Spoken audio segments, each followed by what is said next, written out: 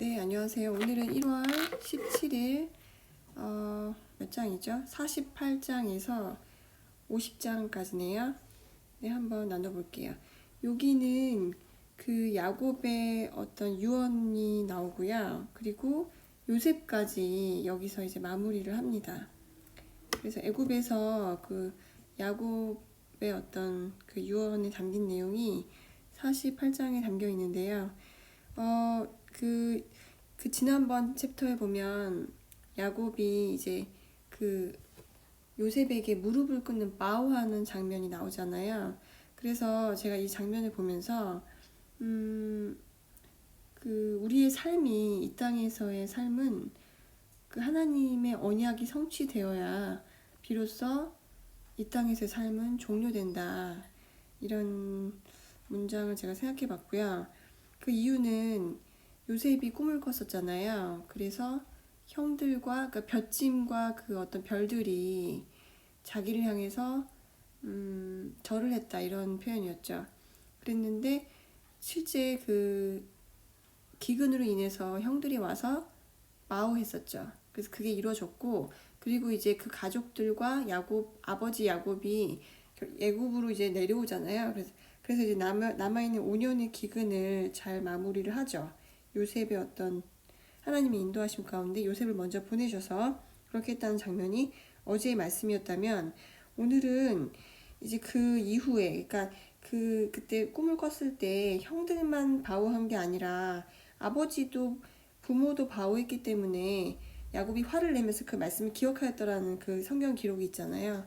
그래서 이제 그 장면이 이루어지는 것이 이제 어제의 말씀이었고요. 그래서 이제 오늘 그 장면이 얼마 지나지 않은 뒤에 1절에 보시면 One day not long after this word came to Joseph 이렇게 돼 있잖아요. 그러니까 이제 그 어제 있었던 며칠 전에 있었던 그 바우하는 사건이 오래지 않아서 이제 요셉에게 그 얘기가 들리는 거예요. 나의 아버지가 되게 숨이 가빠지는 빠르게 급속도로 떨어져 가는 것들을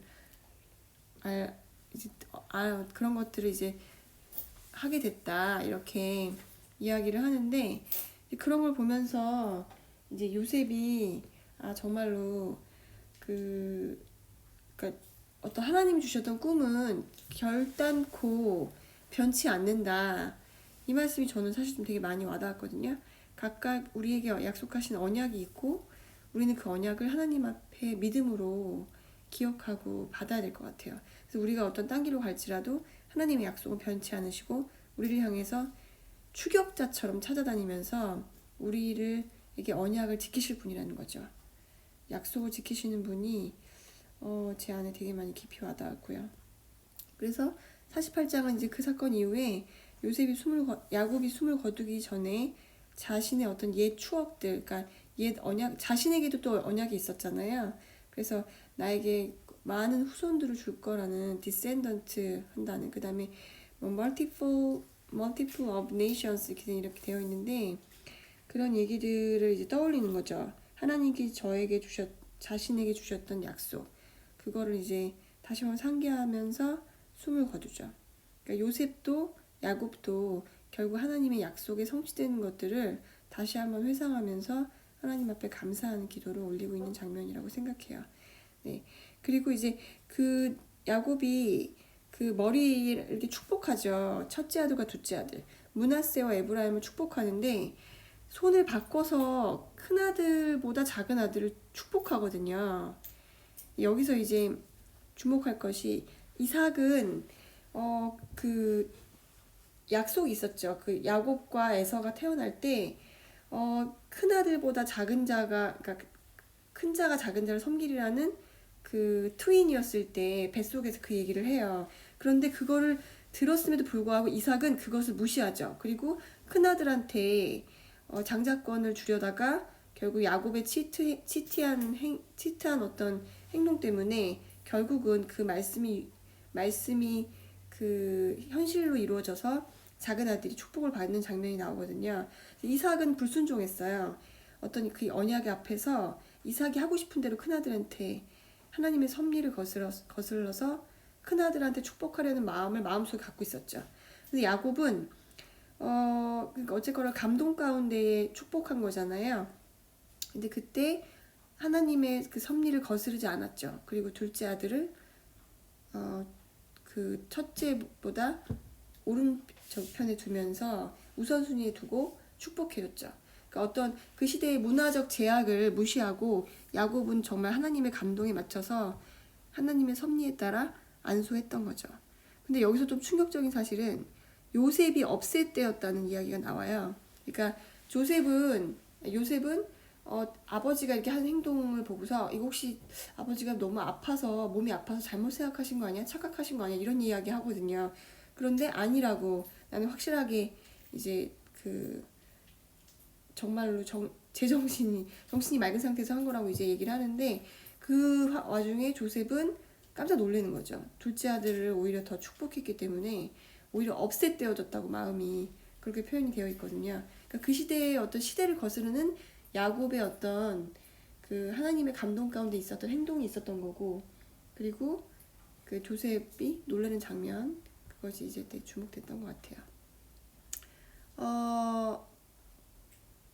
그래서 이제 한 번 더 19절에 보면 한 번 더 아버지가 그 요셉의 이야기를 권고를 듣고 거절하죠. 딱 거절하죠. 그리고 진짜 둘째 아들을 또 머리에 손을 확실하게 얹으면서 축복해주는 장면이 나와요.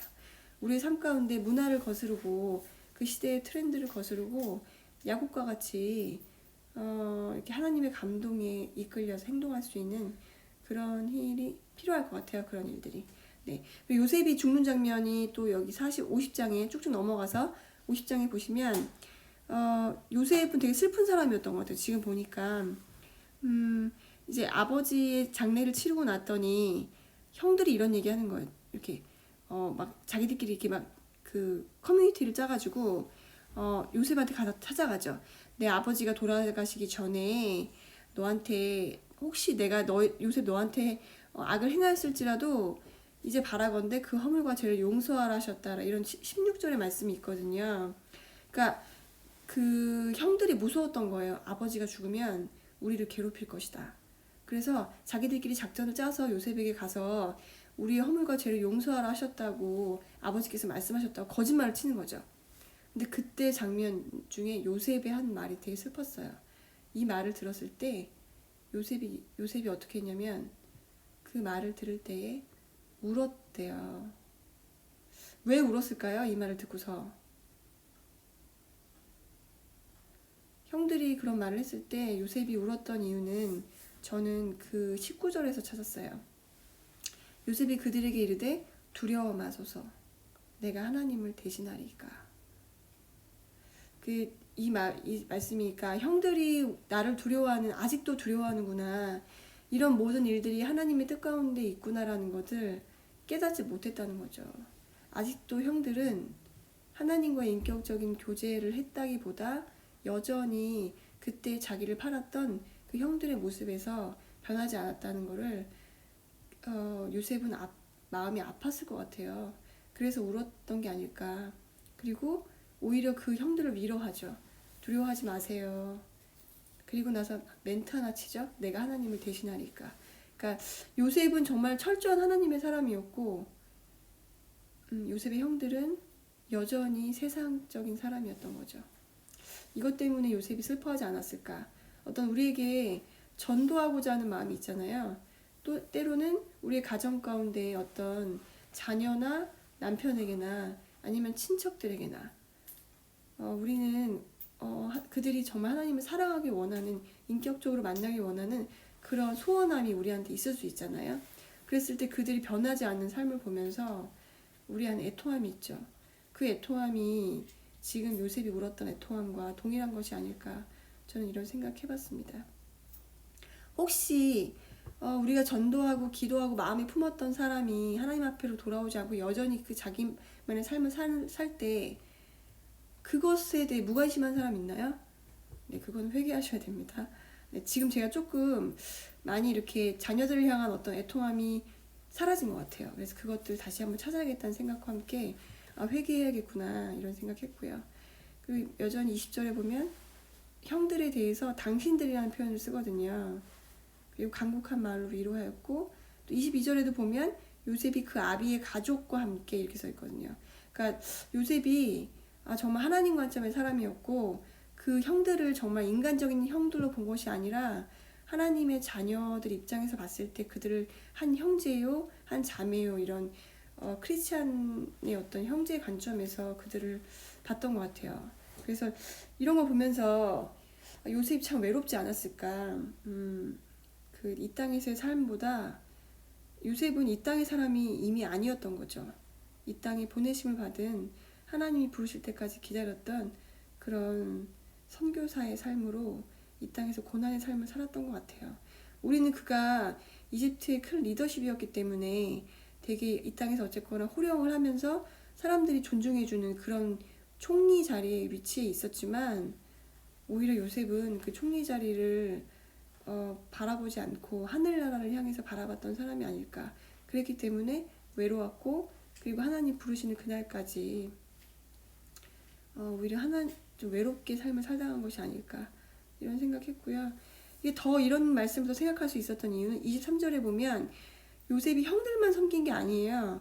자신의 자녀들 두 아들이 있었죠. 에브라임과 므낫세.